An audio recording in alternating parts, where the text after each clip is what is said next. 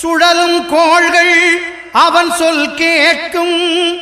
அவனை தொழுதால் போதும் நல்லதே நடக்கும்.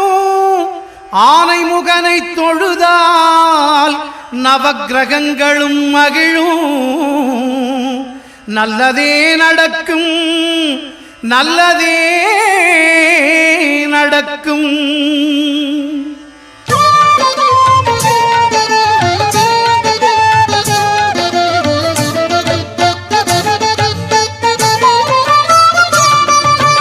ஒன்பது கோளும் ஒன்றாய் காண அங்கு கற்பகம் என்னும் கடவுளின் மெய்யில். ஒன்பது கோளும் ஒன்றாய் காண அங்கு கற்பகம் என்னும் கடவுளின் மெய்யில். சூரியன் முதலாய் 9 கிரகமும்